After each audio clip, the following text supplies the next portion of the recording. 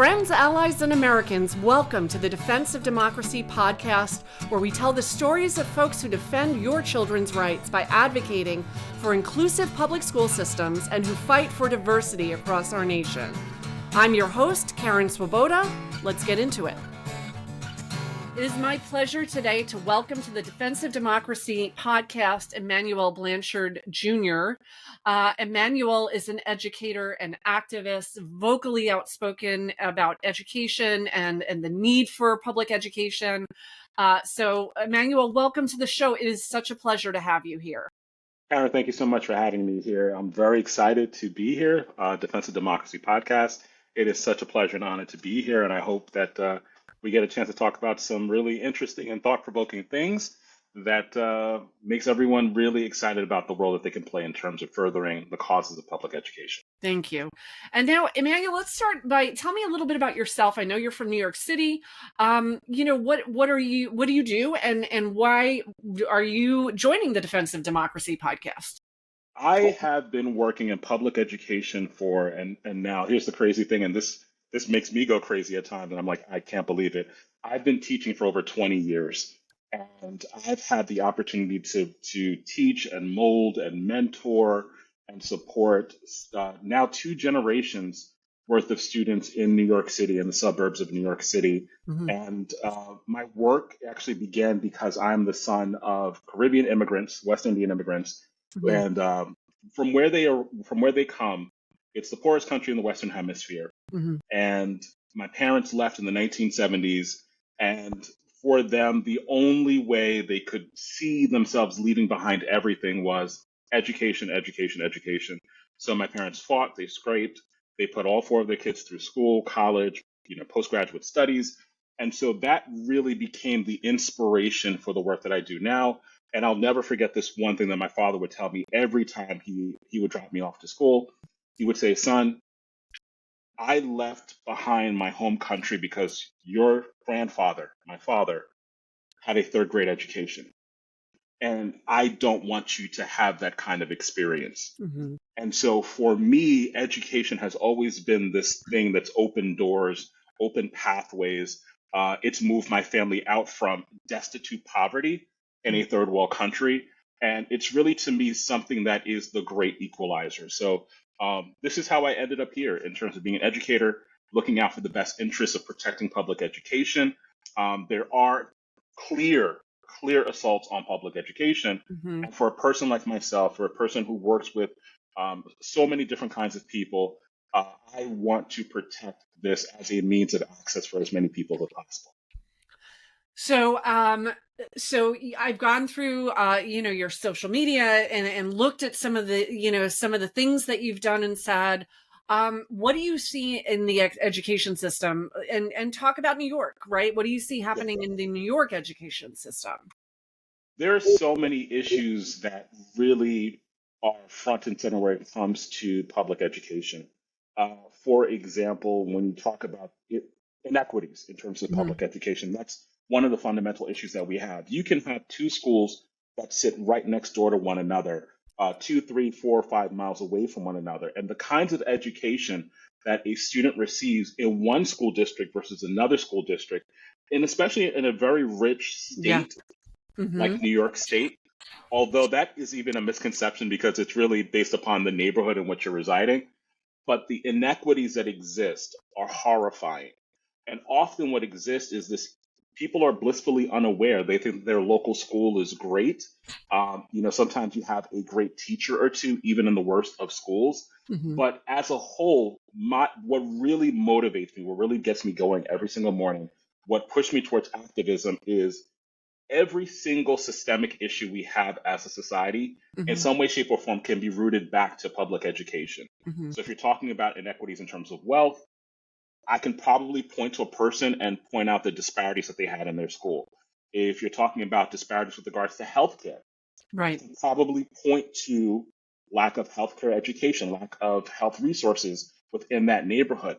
And so for me, that's just one of the fundamental crises that we have in education.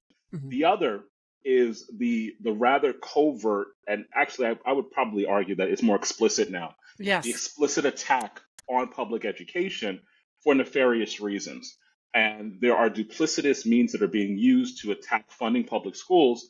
And at some point, it's going to hurt every single American. And I think that's really one of the things that people have to become aware of. They have to become proactive. There is there's an attack on what social studies teachers teach, Yes. and it appears it's cloaked as this, we are trying to do what's in the best interest for kids, when in reality it's more of an insidious defunding of public education. Can And you I be think, more specific about that, yeah, actually? Because I think I know what you're talking about, but it's not all the listeners might. So I would like to. yeah, absolutely. Starting in 2021, 2022, Mhm. there was a concerted and planned a planned attack on public education Mhm. under the veil of critical race theory. Yes. Um, Critical race theory is a real lens in Mhm. education, but it is not taught in K through 12 schools. Correct. However, this concerted effort was a way to conflate issues of race that might appear in education Mhm. and to disarm those issues in K through 12 education by simply labeling everything critical race theory. And what that's done in the past 3 or 4 years is that it's eroded trust in public education and public education as an institution as a whole. And can we trace that back to like Christopher Rufo, like who has That's the just guy. basically said, I made this up and it worked, Absolutely, right? absolutely. It was. I hate to call it what it is, but it's brilliant in Hmm. terms of how nefarious it was. Yeah. But Christopher Rufo was definitely, he's been candid about it. He's been Yes, candid about, that's what kills like, me. You can look this up. he says he's unapologetic about it, but it works in Mhm. terms of a way of really dismantling public trust and confidence and Mhm. public education. And part of it is because if you can defund public education, it allows for other forms of education to become more viable. It allows people to like root their dollars in other ways, and it hurts certain groups of people in ways that we will see the cataclysmic collapse of public education within the next generation or two. Yes. And yes, Christopher Rufo, if you don't know, please look him up. He is unapologetically explicit about how he's done it. It's a master class in logic and rhetoric. It's a master class. For anyone who's listening to the podcast, I am going to link some information about Christopher Rufo in the podcast notes so that you can go back and check this out. Yeah, he's brilliant. And if you check out his academic pedigree, it's clear why he's able to do it. There's a Mhm. certain level of academic training, and I'm sure like it's just like it's inherent in him. But there's a certain way in which you package certain messaging, particularly in our American culture. Mhm. For example, you latch in onto this idea of fear for our children, Mhm. and then you create this boogeyman, this Mhm. abstract boogeyman that's not real. And he's been able to work this for the past 3 or 4 years, and it's hurt public schools, and it will continue to hurt public schools, especially because we live in an information silo. So that's the Yes. other thing that's really hurting public schools right And so, and I look at this and I have one lens that I can look at it through, right? A straight white Christian woman, now. okay? Um, and who was, and I, it's certainly nothing that I'm proud of, but I fully admit to it, living in my own kind of bubble, and you're going around and you're choosing where to live, and you're like, well, first thing I'm going to do is look at the school systems and Hmm. decide. And there's a lot of people who don't have the luxury of being able to do that. And someone like me, it doesn't click even, right? It's just, my family is, I want this for them. And I'm not necessarily saying I want my kids to go to an all white school, but in a lot of times that is exactly what you're saying when you want I want my kid to go to the best, most well-funded school in the area. Well, guess what that's going to be? It's going to be a Exactly. school full of white kids. Yeah. Um, and it's at the expense of the Black community, right? Yes. That we're talking about. So let's do this. Part of what I like to do is, like, say I have people listening to this podcast, and this is a fair question. Why should I care? Right. We care about what's in our own backyard. Right. Yeah. So talk to me, Emmanuel, about how and why someone should care if they are a senior citizen. Someone should care if they live in the best, school district in the community. Why should I care about what's happening in other school districts if mine is fine, or if I don't have any kids at all? Karen, that is an amazing question. And in all of the work that I've done, you're the first person to ask that question. Um, one of the things as a I'm really person, proud of it. It just came to me. It's the first time I've asked it, but it's exactly what I'm thinking right now. it's an important question. It's your elevator pitch. Why should I care about what you have to say? Yeah. Um, as someone who teaches history, and well aware of American culture, I will go to the thing, of which many Americans care about: economics. Hmm. Public education undergirds so much of the American economy. Hmm. For the person who says to themselves, I only care about what happens in my school district and only what's happening in my school district, I hate to tell you, but we live in a globalized society. We live in an economically globalized society. That person who lives in an economically impoverished neighborhood, Hmm. in some way, shape, or form, you may interact or will likely interact with them in some sort of economic capacity. So, for example, you may not see them at your public school, but they may be the person who you encounter at a bank, the person you encounter who will be at a hospital. So, let's say, for example, they work at your local hospital. Quality education for all is not just a civil right, it's not just a natural right. It's actually to the economic benefit of all who participate or live in a society. Ensuring that every kid gets a quality education will ensure that you have a stronger retirement. One of the fundamental crises we have right now is as the global economy shifts, as the American economy shifts from a manufacturing center to a service center, and we have this gap in terms of well paying jobs. If you're over the age of 65, that should be of concern to you. Who will be paying into your Social Security funds? Who will be paying for Medicare? Who will be paying for Medicaid? Who will be paying to like refurbish American roads? Guys, American infrastructure is collapsing. And so investment in public education is actually an investment. And this sounds cliche, but it's actually so true. It's actually an investment in every aspect of the American economy. And I'm not even talking about the moral obligation. I'm not even talking about the ethical obligation that we have to educate. I'm just talking brass tacks. I'm just talking dollars. If we fail to invest, we're failing. We're investing in the subsequent failure of the country.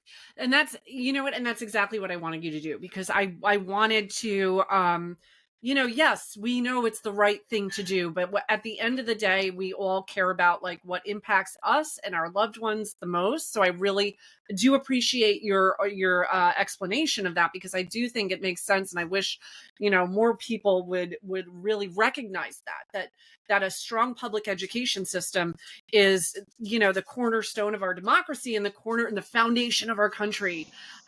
Talking about like insidious and evil genius sorts of move, I mean, the attack on the public education system itself is kind of a genius move, because nobody was watching Absolutely. the guard in the door. Right. Who Absolutely. cares about a school board meeting? I think Absolutely. before this, I had been to a couple, but, half-heartedly. And, and now it's my life, right? Because I see what they're able to do with the defunding of this system. So critical to us. Well, we are at the point in the podcast. I always go about halfway through and do something called a volunteer shout out. And Emmanuel, being that you are from New York City, I thought, this would be a wonderful time to give a shout out to two of my new volunteers. I have two interns. Their names are Rio and Anna. They live in New York City, and these are two amazing young students who are going to be helping Defense of Democracy forward our mission and our message in New York City. And so, you know what, I'm already thinking, Emmanuel, that I would love to get together with them and you and like kind of brainstorm some ways that we can mobilize things, because these kids are really just amazing, really smart, dedicated, passionate about our cause and our mission. So that is my volunteer shout out. And we're going to come back to you. So let's see, where do we want to go from here? What do you want to talk about next? I think that one of the things we can possibly talk about is uh, ways in which people should be mindful of how disinformation about public education finds their way into their homes. Yes. I think one of the things that we have to be really mindful of, when it comes to one of the great challenges we have in public education, and I'm actually working on something with regards to this right now, Mm. is we're kind of lost in terms of what public education is. Mm-hmm. And one of the disheartening things that a lot of the insidious political actors do, I've heard some reports that there's some great names for it. There's some political grifters, they're political opportunists. One of the things that it's done is that the needs that we have in terms of education reform, improving public education, we're kind of stuck in place right now Mm-hmm. because so much of our energy is being wasted on needless fights that aren't really grounded in much of anything. Right. Part of my work earlier this year and the last year was really trying to inform as many individuals as possible about how artificial the CRT debate is. A real debate has to be grounded in fact. It has to be grounded in real evidence. Yes. And so many boards of education meetings were about CRT when so much of the work that K through 12 educators are really trying to fight and really trying to integrate more into curriculum would be basic needs that kids have. So, for example, the fact that we're spending so much time discussing CRT, the fact that so much energy is being wielded and given to this unreal boogeyman, Yes.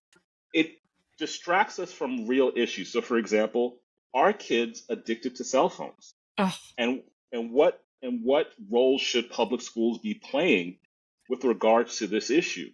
Mhm. How much technology should be in the American classroom?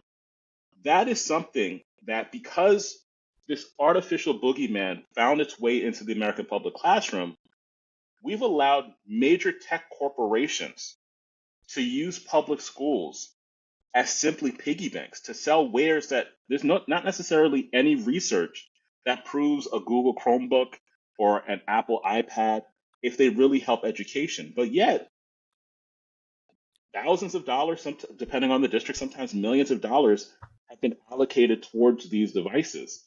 Mhm. We've not been able to really make a move in terms of social emotional growth, in Mhm. terms of what Yeah. happened with the pandemic.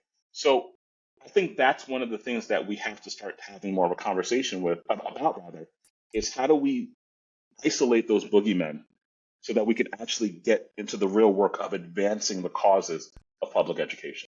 And there is, so going back to the CRT thing, I mean, there is a definite need and a lack of information about American history, in particular, the Hmm. Black American history part of Hmm. it.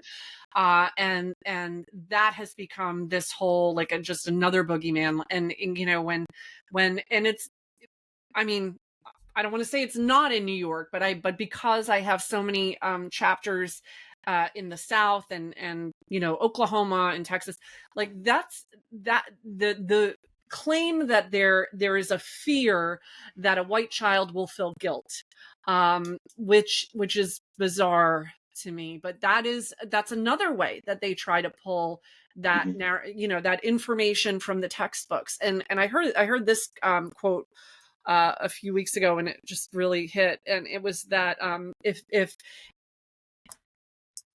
unless you study, if it's something like, unless you study history, you're doomed to repeat it. And if Mhm. you pull history, it's because you want to repeat it, Exactly, you know? exactly, exactly.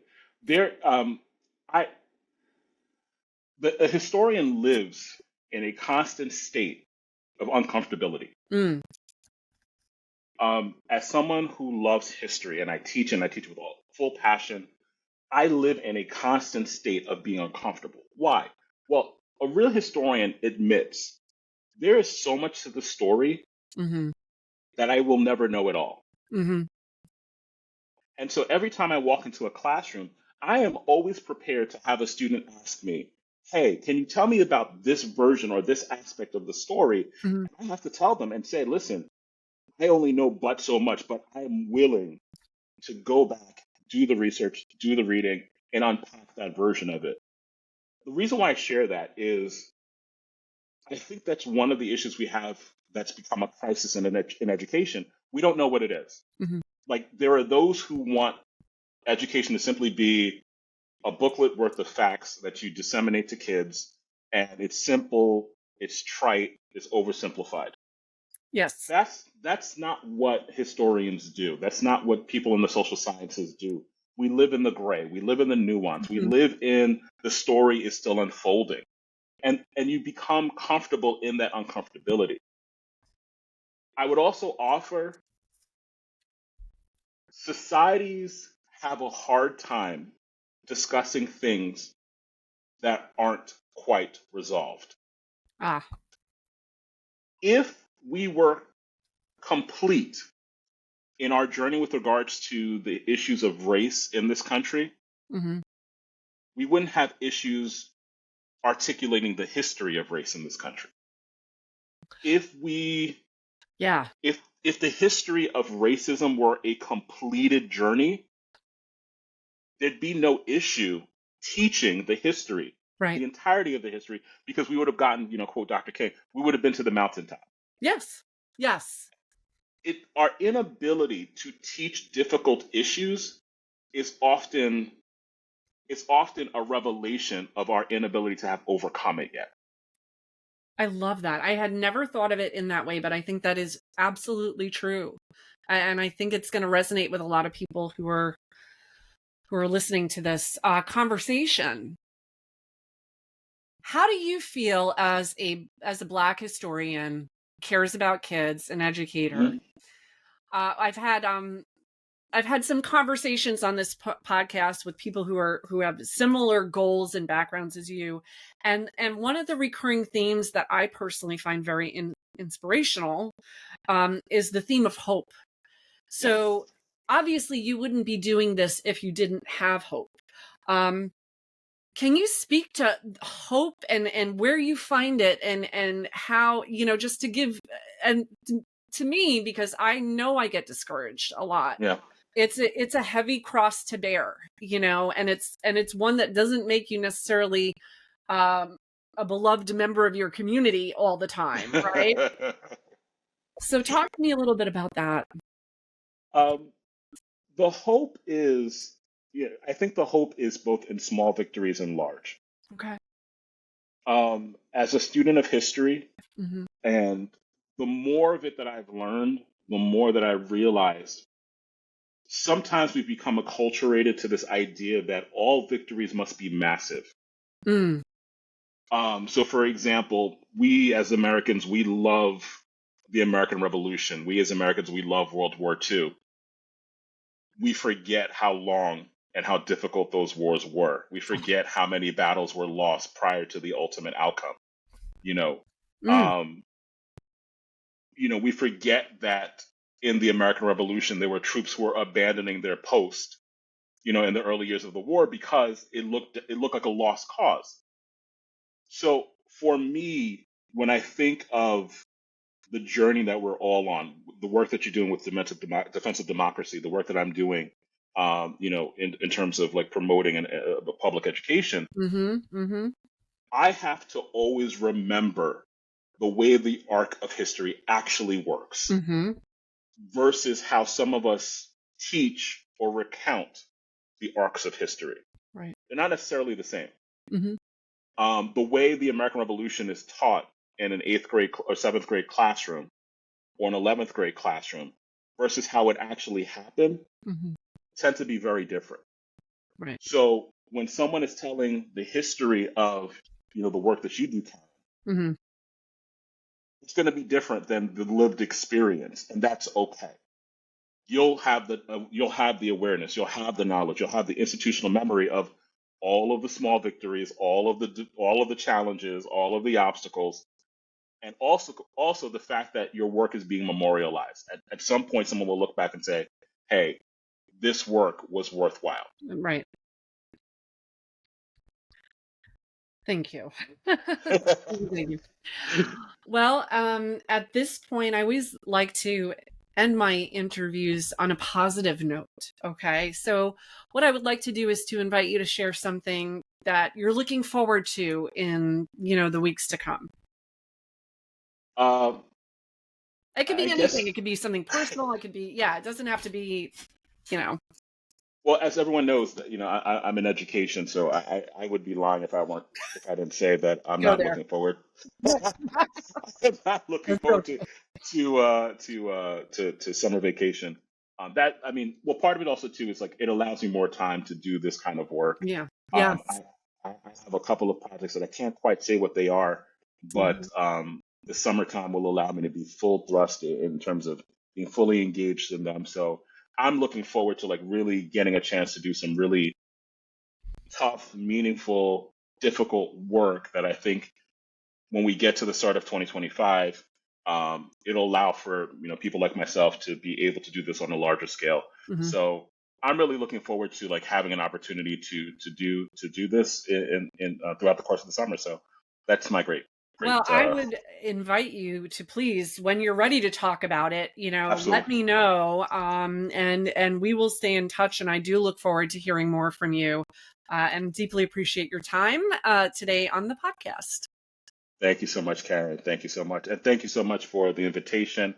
And if anyone wants to check out the work that I'm doing, please feel free to check me out on all socials, EJ_Blanchard. That's BLAN as in Nancy, CHARD as in Derek. Thank you so much again. And I'm going to add something to that. Actually, if you we will put in the podcast show notes links to everything that you're mentioning, so that if you go to the show notes, you'll be able to get those as well.